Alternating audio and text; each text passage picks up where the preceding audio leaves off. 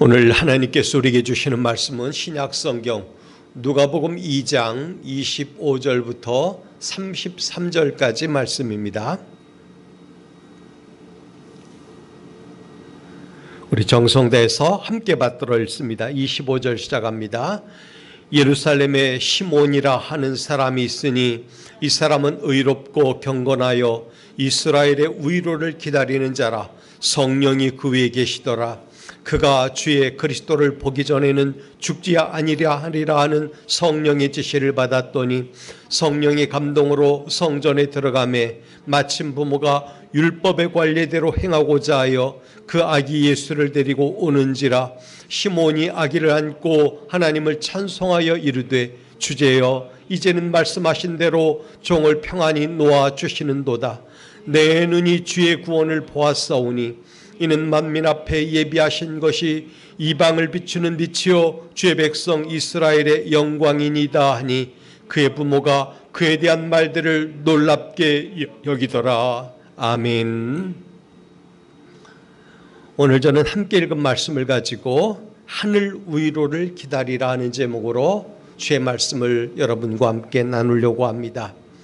여러분 모두 이 대림절 기간 동안에 하늘 위로를 넉넉히 받게 되기를 바랍니다. 요즘 사회 현상 가운데 하나가 고독사라는 게 있습니다. 그 말은 뭐냐면 거의 유기된 것처럼 이제 혼자 또는 집단적으로 따돌림을 받거나 스스로 그렇게 되거나 해서 어쨌든 이렇게 이제 서로 교제하지 않는 거죠. 교제권에서 멀어져 가지고 거기서 남도 모르는 채 죽어가고 있는 사람들이 많다는 겁니다. 근데 전에는 나이 든 사람들이 그렇게 고독사하는 경우도 있는데 요즘은 젊은 사람들 가운데도 그렇게 고독사하는 경우가 많이 있다는 것입니다. 왜 이런 일들이 우리 가운데 벌어질까 생각을 해봅니다. 물론 여러 가지 이유를 잡을 수 있겠지만 위로가 필요한 사람들인데 위로의 손길이 그들에게 미치지 않는 거예요. 지금 이 시대는 위로가 필요한 시대라 생각을 합니다. 특별히 우리는 서로 간에 연대하는 책임도 져야 되겠지만 우리 주님께서 주시는 위로와 평강이 무엇보다도 필요한 시대에 살고 있다 생각을 합니다. 그만큼 많은 어려움을 가져가고 있고 또 남모를 고통 가운데 빠져 있는 사람들이 많은 것입니다. 이때 우리 주님이 위로해 주시고 찾아와 주셔서 그들을 안아주시면 얼마나 좋을까 생각을 합니다. 사실 누구든지 누가 나를 좀 알아줄까, 내 편이 되어줄까, 내게 도움을 줄 수 있을까 생각을 하는 경우도 많죠. 근데 거절을 많이 당한다는 거예요. 여러 가지 면에서. 여러분 사람들은 그래요. 상대가 나에게 뭔가 줄 것 같고 또 거기 들어가면 뭔가 누릴 것 같으면 굉장히 많은 사람들이 모여듭니다. 이를테면 유력한 사람이 출판 기념일을 한다 또는 무슨 상례나 또는 축하할 일이 있다 그러면 문전성시를 이룬다고 하죠. 그러나 별로 줄 것 같지도 않고 거기 가도 뭔가 생길 것 같지 않으면 냉정하게 거절하고 마는 게 이 세상이라는 거죠. 세상의 구조가 그렇게 바뀌었습니다. 그런데 성경은 분명히 선포하기를 우리 주님은 어떤 경우에도 버리지 아니하시고 함께 하시며 친구가 되어주신다 이렇게 말하고 있습니다. 그렇기 때문에 우리 주님께서는 위로를 주시는 분으로 이 땅에 오셨고 그 위로가 오늘 우리에게도 필요한데 그 위로를 받아 가지고 나가는 이 시간이 되었으면 참 좋겠습니다. 무엇보다 주님이 주시는 위로가 여러분에게 가득 부어지기를 주님의 이름으로 축복합니다. 성경을 보면 분명히 하나님은 위로하시는 분으로 우리에게 다가오셨어요. 엘리야의 이야기를 가지고 잠시 나누고 싶은데 엘리야는 하나님의 지시하심을 받아서 그릿 시냇가로 숨어든 경우가 있었습니다. 아합 왕에게 수년 동안 가뭄이 있을 것이다 선포한 다음에 그런 일이 벌어진 겁니다. 그릿이라고 하는 말은 고립이라고 하는 뜻이에요. 우리는 여기서 질문해 볼 필요가 있죠. 왜 하나님께서는 고립된 장소, 고립된 세상으로 그를 몰아넣으실까 하는 거예요. 굉장히 궁금한 장면이죠. 이왕 예수 믿고 하나님의 자녀가 되었다면 하나님이 주실 수 있는 최고의 모든 여건, 세상 속에서 얻을 수 있는 많은 것들, 그걸 주시면 안 될까 하는 거죠. 소위 말해서 물량적으로 또는 정량적으로 생각할 때 그렇다는 거예요.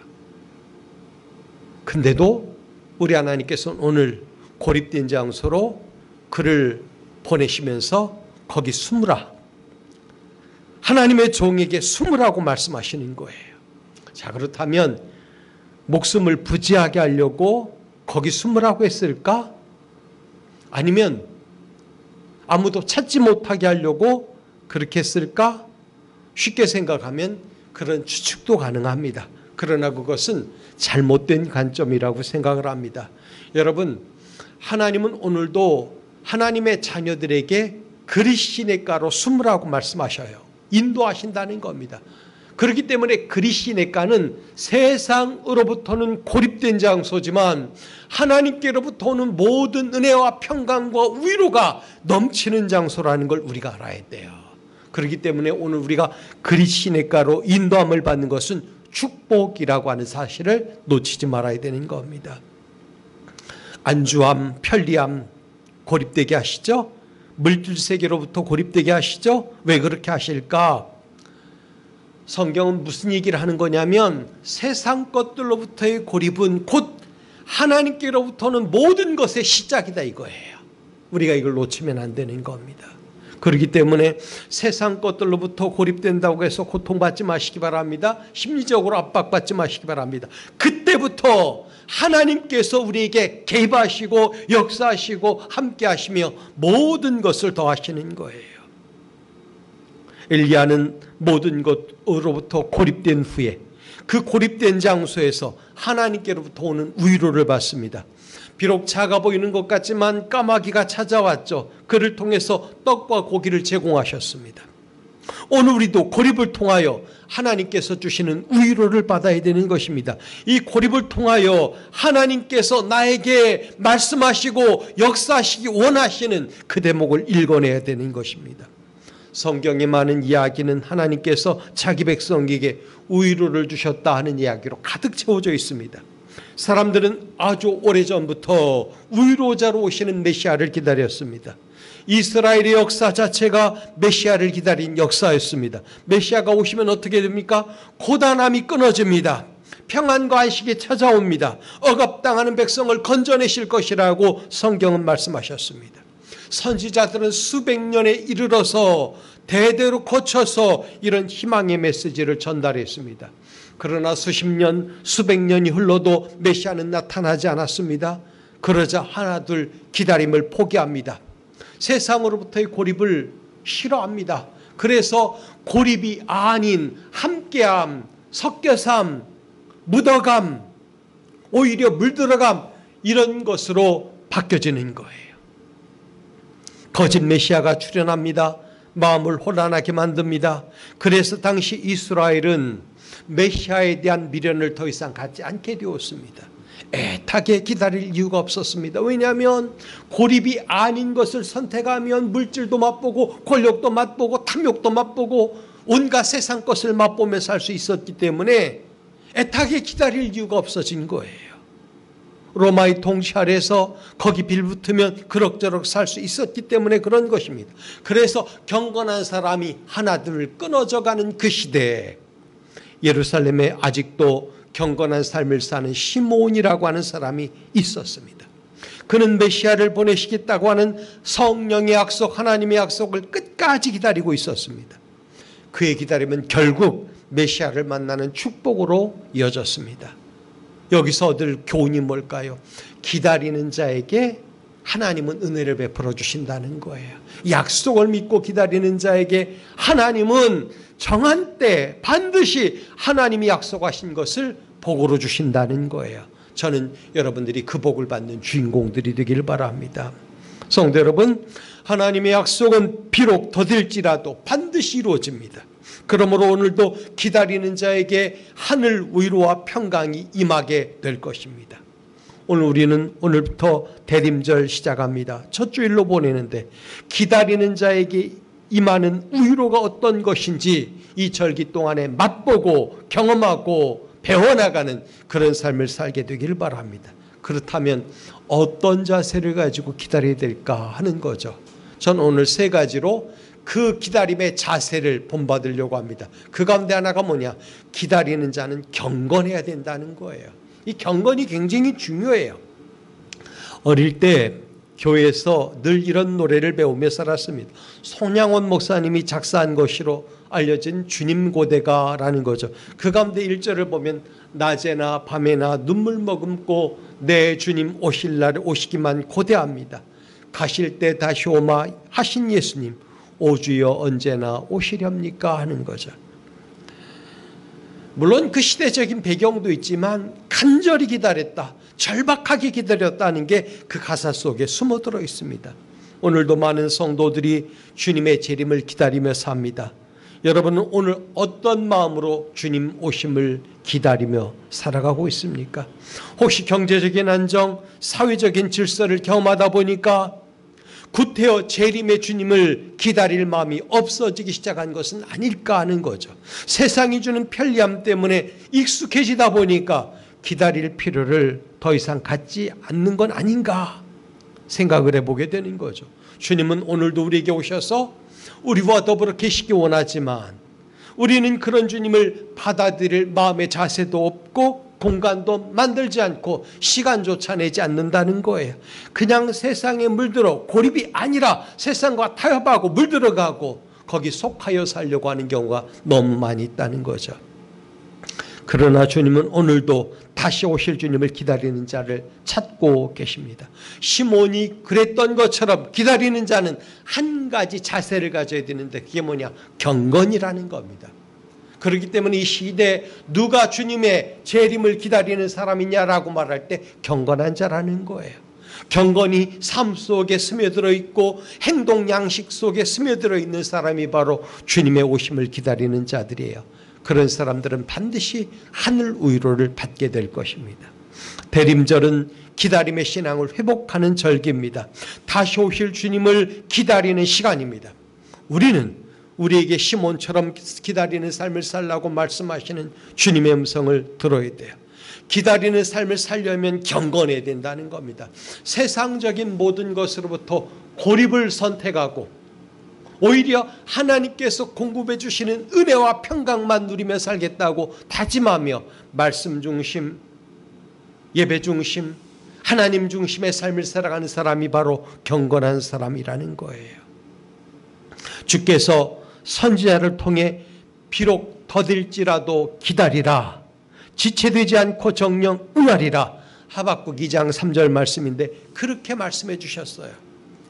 비록 더딜지라도 기다리라, 그러나 지체되지 않고 정령 응할 것이다 라는 거죠. 여러분, 더디는 것 같아도 인내하며 경건한 가운데 기다리다 보면 분명 주님은 우리가 기다리는 그때 더 늦지 않게 우리 가운데 오실 거라는 거죠. 그날에 우리 모두 하나님의 위로를 받게 될 것입니다. 시몬이 어떤 사람이라고 했습니까? 경건한 사람이라고 그랬어요. 경건한 사람이 바로 주님 오심을 고대하며 기다리는 사람이라는 거예요. 경건한 사람은 모든 삶의 초점, 생활 방식이 하나님 중심으로 되어 있습니다. 말씀 중심으로 되어 있습니다. 경건한 사람은 하나님을 사랑하는 사람이에요. 하나님의 질서를 존중하며 그 속에 속하길 원하는 사람이지, 세상으로부터 오는 모든 것을 그냥 받아들이고 타협하고 속하여 살려고 하는 사람이 아니라는 거예요. 경건한 사람은 고립 가운데 있는 사람이라는 거 꼭 기억하시기 바랍니다. 경건은 고립이에요. 다른 의미로 모든 육체의 소욕을 버리고 성령의 소욕을 따라 사는 사람이 바로 경건한 사람이라는 거예요. 전 여러분들이 기다리는 자가 되어 경건한 삶의 모습을 항상 갖추고 살게 되기를 바랍니다.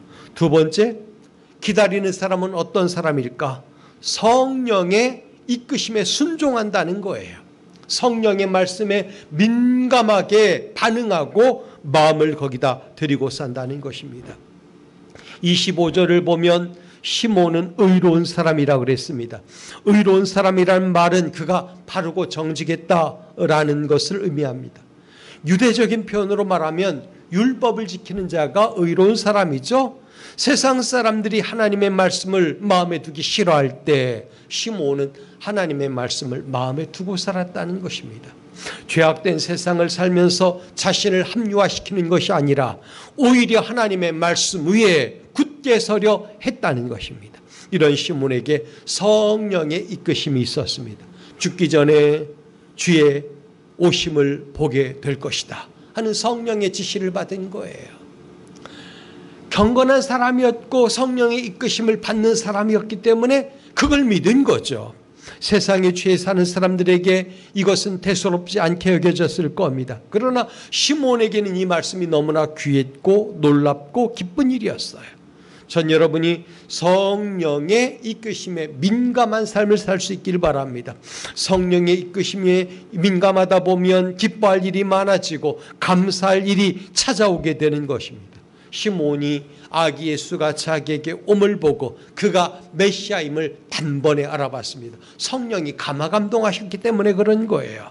성령의 충만함이 시몬의 눈을 열어주었기 때문에 그런 것입니다. 주께서 기사와 이적의 모든 능력을 행한 가버나움 또는 벳세다 고라시는 이적을 보고서도 주님을 믿지 않았어요. 인생의 가장 축복은 큰 축복은 뭐냐? 예수가 구주인 것을 믿고 아는 데 있는 겁니다. 시몬은 그걸 본 거예요. 구주를 알지도 못하고 믿지도 못하고 받지도 못하는 것은 불행 중에 불행인 것입니다. 낚시꾼을 생각해 보시죠. 미끼로 물고기를 유도합니다. 마귀가 우리를 유혹하는 낚시 미끼는 세상이 가는 길이에요. 우리는 세상 것들에 대해서 경계를 해야 되는 것입니다. 만약에 하나님께서 엘리야를 생각해 보죠. 그리 시냇가로 인도하지 아니하고 세상 가운데 그냥 두었다면 어쩌면 엘리야는 세상 것들로부터 물들어 살았을 거예요. 그러나 그를 고립시켰기 때문에 세상 것들로부터는 멀어졌고 대신에 하나님 것 모든 것들로부터는 가까워졌다는 거죠. 여러분, 이게 경건이고 성령이 이끄심을 받는 비결인 거예요. 사람들은 적당히 하면서 살아가면 된다고 말해요. 교회 다닌다고 예수 믿는다고 하나님께 영광 돌린다고 말하면서 세상 것들을 즐기고 탐하며 적당히 하면 된다고 말하는 그런 사람들이 참 많아요. 아닙니다. 우리는 성령이 이끄심을 받는 사람들이에요. 성령이 말씀하실 때, 성령이 내게 감화감동 주실 때 좋은 것이다 라고 하면 취하고 나쁜 것이다 하면 거절할 줄 알아야 되는 거예요. 성령의 교통하심에 민감한 사람들은 오늘도 그렇게 하나님의 뜻을 분별하며 살아가는 것입니다. 영적 삶을 무너뜨리는 것이 아닌지 살펴보며 그런 것이라면 과감하게 그런 것들로부터 고립을 선택한다는 것입니다. 세상이 주는 미끼에 반응하지 않아요. 오히려 성령이 이끄심에 민감하게 반응하는 것입니다. 우리가 걷는 믿음의 길은 어떻게 생각하면 세상이 주는 유혹을 겨우겨우 이기고 나가는 것인지도 모르죠. 자기가 살던 곳으로 돌아가고 싶은 마음을 귀소본능이라고 이렇게 말하잖아요. 이것이 사람의 마음속에 흐르는 정서라고 이야기합니다. 하나님의 자녀들도 마찬가지예요. 하나님의 품과 하나님 나라를 그리워하는 것은 우리의 영적 본능입니다. 한마디로 말해서 영이 깨어있는 사람들은 그런 영적 귀소 본능을 가지고 산다는 거예요. 그러나 영적인 감각이 깨어있지 못하는 사람은 사탄의 유혹을 받아들이고 세상의 귀소 본능을 따라간다는 겁니다. 여러분이 어느 쪽인지 잘 생각할 수 있길 바랍니다. 성령이 이끄심에 순종하면 하나님 나라에 대한 귀소 본능으로 충만해집니다. 그리고 언제나 아버지의 나라에 갈까 하는 그런 마음으로 천국을 그리워하며 살게 되는 거예요. 우리는 끊임없이 성령의 지시하심을 받아야 되는 겁니다. 이 길은 유혹이 많고 사탄 마귀가 넘어뜨리려고 하는 그런 많은 것들로 가득 차 있습니다. 그렇기 때문에 더 우리가 마음을 단단히 하면서 성령의 이끄심을 순종하고 이끄심에 순종하고 살아가야 되는 것입니다. 그래야만 기다리는 자의 아름다운 삶을 살 수 있고 결국은 하늘 위로를 받게 되는 것입니다. 성령은 오늘도 위로받기 원하는 사람 곁에 와 계십니다. 저나 여러분 모두 성령의 위로를 사모하며 오늘도 믿음의 길에 설 수 있기를 바랍니다. 마지막 세 번째로 기다리는 자는 하늘 위로를 사모해야 됩니다. 이 명절은 지금 많이 이제 희석이 됐죠. 그러나 얼마 전까지만 해도 명절 이렇게 말하면 가족들이 모이고 멀리 외지로 떠난 형이나 자매나 동생이나 또는 다른 가족이 모이는 날, 그래서 마을버스가 올 때가 되면 동구 밖까지 나가서 기다리는 그런 거죠. 손에 가득 선물을 들고 오는 사람들의 모습도 보이는 것입니다. 여러분, 기다리는 사람은 굉장히 마음이 설렙니다. 이를테면 객지로 나간 자녀가 돌아오기를 기다리는 부모를 생각해 보죠. 속으로 굉장히 좋습니다. 그래서 이것도 준비하고 저것도 준비하고, 그렇죠. 음식이 굉장히 많이 준비됩니다. 근데 막상 자녀가 오면 너는 옷을 왜 그렇게 입고 사니? 라고 말하기도 하고, 머리에 물감을 들였느니 풀었느니 감았느니 여러 가지 말을 해요. 그러나 그것은 다 잔소리에 불과하고 진짜는 더 좋은 것을 주고 싶고 먹이고 싶고 그런 것들이죠. 이게 기다리는 사람의 자세예요. 여러분, 우리의 마음속에도 기다림의 자세가 있다면 설레는 거예요. 좋은 겁니다. 그렇기 때문에 기다리는 사람의 마음을 가지고 있다라고 하는 자체가 뭐냐? 설렘, 좋은 것, 이런 것들로 내 마음이 가득하면 여러분은 기다리는 자인 거예요. 그런 사람에게 하나님의 위로가 오는 거죠. 이 위로를 사모해야 되는 거예요. 시몬이 아기 예수를 품에 안았습니다. 그리고 하나님께 찬송을 돌렸습니다. 그 찬송의 본문이 29절부터 32절까지 쭉 나옵니다. 주제여, 이제는 말씀하신 대로 종을 평안히 놓아주시는도다. 내 눈이 주의 구원을 보았사오니 이는 만민 앞에 예비하신 것이요 이방을 비추는 빛이요 주의 백성 이스라엘의 영광이니이다 라고 했습니다. 저는 개인적으로 29절 말씀이 마음에 와닿습니다. 주제여, 이제는 말씀하신 대로 종을 평안히 놓아주시는도다. 이 말이 뭘까요? 시몬은 나이가 많았다고 생각이 되어집니다. 그래서 더 이상 세상에 대해서는 여한이 없는 거예요. 꼭 한 가지 마음속에 소망이 있는데 그게 뭐냐? 예수님을 만나고 메시아를 만나고 가는 거예요. 근데 메시아를 만났잖아요. 그래서 더 이상 여한이 없습니다. 그 말이 종을 평안히 놓아주시는도다 라고 말한 겁니다. 죽음조차도 평온함 가운데 들어가 있는 거예요. 그에게는. 여러분, 하나님의 위로를 받고 성령의 도심을 받고 그렇게 주님을 기대했던 사람은 죽음도 평온함 그 자체인 거예요. 이런 평온함은 어디서 오는 걸까요? 30절 말씀에 보면 내 눈이 주의 구원을 보았사오니 이렇게 말합니다. 주의 구원을 보았기 때문에 그런 고백이 나오는 것입니다. 일반적인 감탄사가 아니에요. 죽음 너머의 상태까지 본 찬란한 고백인 거예요. 그리스도의 구원을 본 사람들은 주 안에서 자는 잠도 기쁘고 행복하고 즐겁게 받아들이는 거예요. 주 안에서 잠들게 되기 때문에 그런 겁니다. 또한 시몬은 세상과 교회에 대한 충만한 기대를 찬양합니다.